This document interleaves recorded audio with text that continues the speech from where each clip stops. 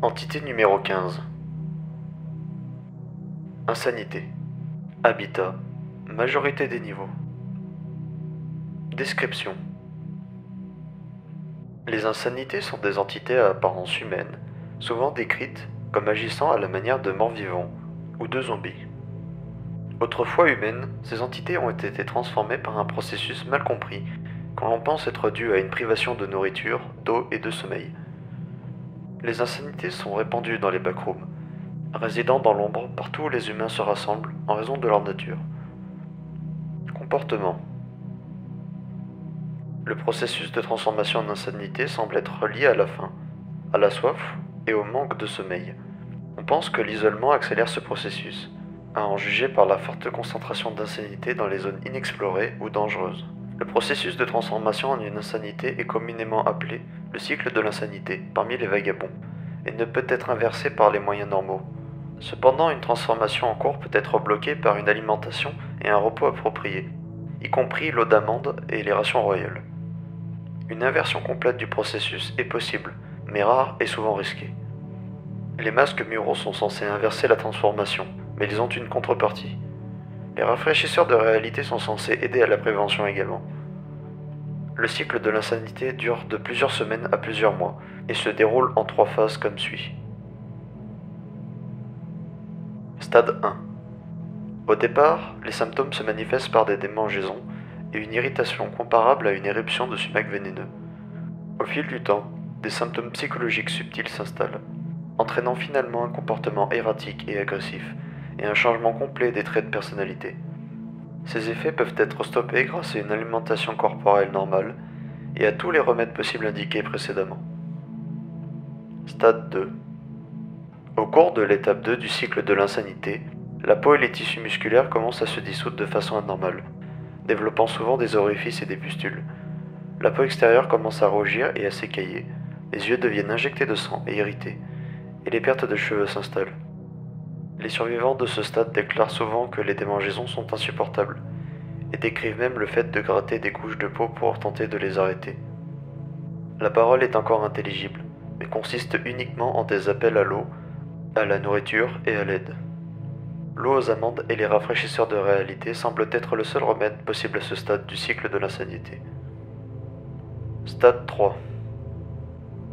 À ce stade, tout espoir de retour à la normale a été perdu. Les ongles et les dents tombent de leur position naturelle, repoussant souvent ailleurs en quantité et en taille anormale.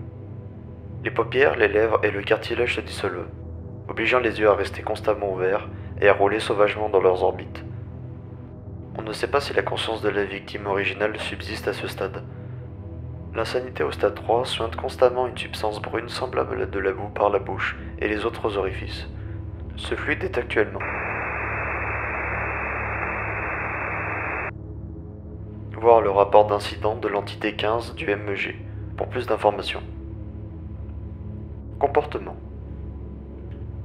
Le comportement d'une insanité moyenne est comparable à celui de l'entité 10, possédant peu d'intelligence mais une force stupéfiante.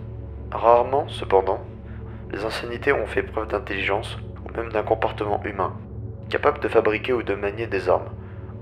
En meute, les insanités agissent souvent à l'unisson, se comportant souvent en un esprit de ruche. Il existe des insanités plus faibles, mais la majorité d'entre elles possèdent une force surhumaine, souvent capable de briser des murs, malgré leur apparence fragile et squelettique.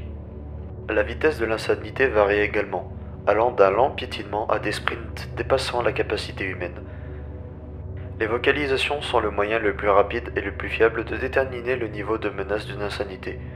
Beaucoup d'insanités produisent des gargouillis et des grognements, souvent sans but apparent.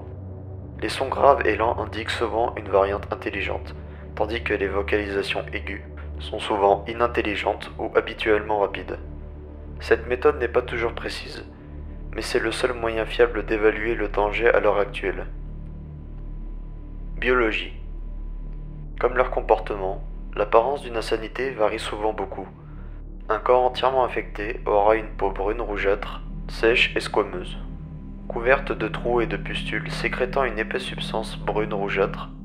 Les insanités ont souvent une apparence squelettique, qui cache un grand potentiel de force et de résilience. Les insanités de grande taille ont rarement été observées.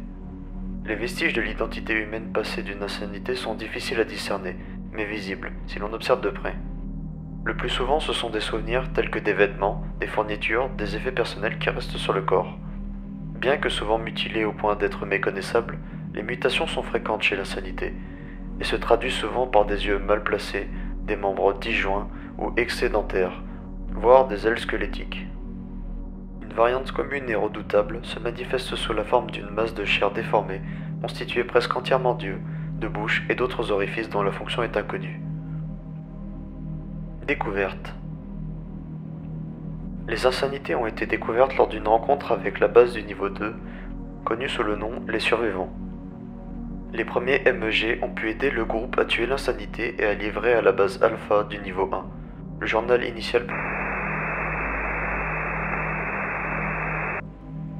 Après la première rencontre, les insanités ont été observées plus souvent, devenant l'une des entités connues les plus redoutables. De nombreux vagabonds ont été pris par le cycle de l'insanité, et beaucoup ont été sauvés de son emprise. Il est de votre devoir en tant que vagabond des backrooms de maintenir votre santé mentale en vous reposant et vous soutenant par tous les moyens disponibles. Ce qu'il faut faire et ne pas faire. À faire. Tentez de vous sauver ou de sauver quelqu'un d'autre avec les remèdes possibles mentionnés précédemment. Écoutez leur vocalisation pour discerner le niveau de menace de l'insanité. Dormir, manger et s'hydrater régulièrement pour prévenir l'apparition de la transformation. À ne pas faire. Ne pas tenter de sauver une insanité au stade 3. Se perdre et perdre son humanité dans le cycle de l'insanité.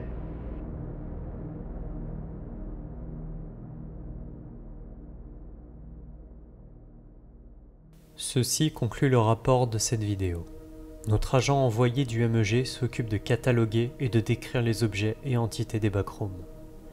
Si vous avez aimé la vidéo, abonnez-vous pour ne pas manquer les prochains rapports, mettez un j'aime et partagez la vidéo pour aider la chaîne à grandir.